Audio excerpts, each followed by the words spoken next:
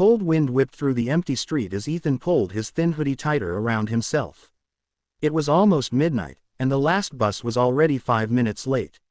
The small town of Riverside became painfully silent at this hour, just flickering streetlights, distant dogs barking, and the occasional car rushing past without slowing down. Ethan rubbed his hands together, trying to warm them. It had been a long day at work.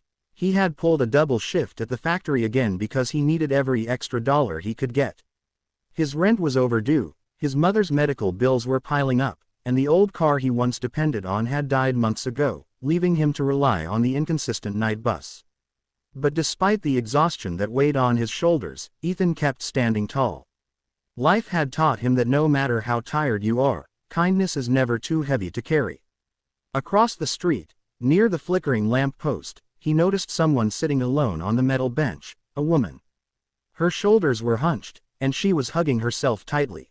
She wore a plain business dress, completely unsuitable for the weather. Her heels were soaked from the wet pavement. Even from a distance, Ethan could see her shivering uncontrollably. He took a few hesitant steps toward her, wondering if she was okay. At first, he thought maybe she was drunk, or waiting for someone to pick her up. But as he got closer, he saw her face illuminated by the streetlight. She looked worried. No, not just worried, lost. The kind of lost that came from more than just missing a bus. "Hey, excuse me," Ethan said softly so he wouldn't scare her. "Are you all right?" The woman lifted her head slowly. Her eyes were red, not from the cold but from tears she had clearly been fighting back. "I'm fine," she whispered, her voice barely audible. "Just waiting for the bus." She nodded weakly. Ethan turned to look at the bus stop schedule posted on the pole. "You've been here long." "Since 10, she replied. Ethan's eyebrows rose. 2 hours. In this cold. She nodded again but didn't look at him. She looked embarrassed, like she didn't want anyone to know how vulnerable she really was. Without thinking twice, Ethan slipped off his jacket. It wasn't much, just an old, worn-out black jacket with fraying cuffs, but it was the warmest thing he owned. "You should wear this," he said gently. Her eyes widened in surprise. No, I can't take that. You need it. You're already cold." "I'll be fine," he said with a small smile. "Besides, you look like you need it more than I do." The woman hesitated, then slowly reached out and took the jacket. Her fingers brushed against his hand. They were ice cold. "You're really kind," she murmured, pulling the jacket around her shoulders. "Thank you." Ethan shrugged like it was nothing. But it wasn't nothing. With his own body now exposed to the cold, he felt the wind immediately bite through his clothes. Still, he stood beside her. After a moment of silence, she spoke again. "I'm Claire." "I'm Ethan," he replied. "Rough night." Claire let out a weak laugh. "You could say that. My car broke down in the middle of the highway. My phone died. Walked for almost an hour to get here." "That explains the shoes," Ethan said, noticing the mud on her heels. "That's not even the worst part," she said, her voice shaking. I lost something today. Something important." She nodded. "Everything I've built for the last 7 years. My job, my position, my entire team, gone in one afternoon." Ethan didn't know what to say, so he listened.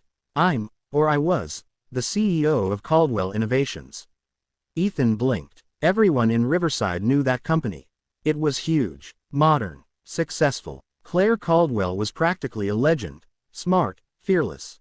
The youngest CEO in the state. "You're, seriously?" he asked, stunned. She nodded with a sad little smile. "Yeah, but today the board voted me out. Said they want someone more aggressive, someone who would cut staff to raise profits. I refused. I won't ruin people's lives for numbers on a screen." Ethan quietly admired her courage. "So today," she continued, "I walked out of the office with my things in a box. And then everything else just got worse from there." Ethan sat beside her. "I'm sorry. That sounds like a nightmare." Claire's voice cracked. "I don't know what I'm going to do next." Ethan looked at her, really looked. She was powerful, successful, smart, but right now she was just a human being, hurting. "You'll figure it out," he said softly. "People like you always do." She laughed lightly. "People like me." "Yeah," he said. "The ones who don't give up." The ones who stay good even when things fall apart. Claire stared at him for a long moment.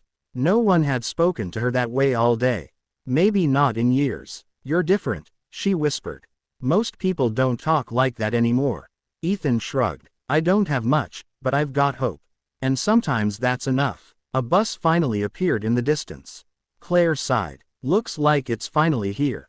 The bus pulled up, releasing a wave of warm air from inside. Claire stood up but then paused. Will you sit with me?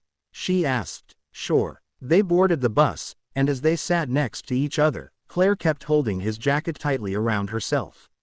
Where are you headed? Ethan asked. Honestly, I don't know. Maybe home. Maybe nowhere. Ethan nodded. I know what that feels like too. She looked at him with curiosity. You do? Yeah. My mom's sick. Bills are high. Lost my car months ago. Just trying to keep everything from collapsing, you know. Claire's expression softened. I'm sorry. That sounds incredibly hard. He nodded but smiled. It's life. I take it one day at a time. They talked through the entire ride. About work, about struggle, about dreams. Claire found herself smiling more in that 1 hour than she had in months. Ethan found himself opening up to someone for the first time in ages. When the bus reached Ethan's stop, he stood up. This is me, he said. Claire looked disappointed. Wait. Before you go. She reached into her bag and pulled out a card. Simple, white, embossed with her name. Come see me tomorrow, she said. I know you're going through a lot, and I want to help. Not out of pity, but because you helped me when no one else did. I didn't do much, Ethan said. You gave me warmth when the world felt cold, she replied. That's more than you realize. Ethan hesitated. Okay. I'll come. Claire smiled. Genuine, bright, grateful. And Ethan, yeah, thank you. For tonight. For the jacket. For the kindness. I won't forget it. The bus doors closed, and Ethan walked home, shivering but somehow feeling warmer inside.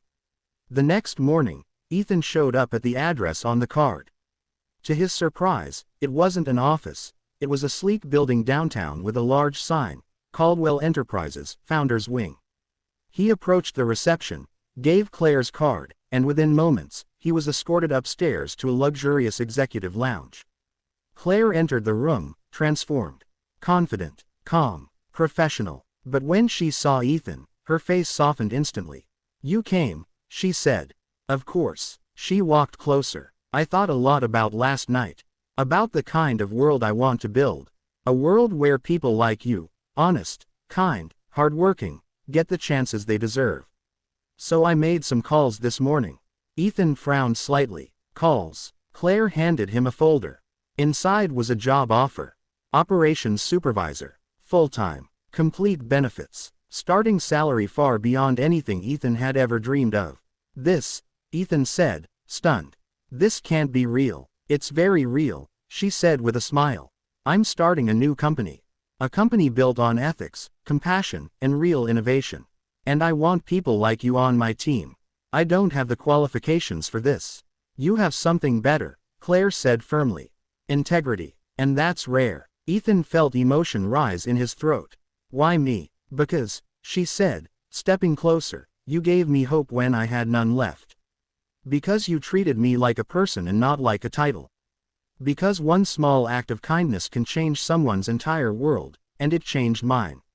Ethan's voice shook. I don't know what to say. Say yes, she whispered. He nodded slowly. Yes. Claire smiled, warm and bright. Good. Because I think this is the beginning of something big, for both of us. Ethan exhaled, overwhelmed but grateful. His entire life had shifted because he gave away an old jacket on a cold night. As he turned to leave, Claire called out softly, Ethan. He looked back. Keep the hope, she said. You never know who it might save next. And for the first time in a long time, Ethan believed that the world, even with its storms and struggles, still had room for miracles. All because one man offered kindness. And one woman, a CEO, returned it 1,000 times over.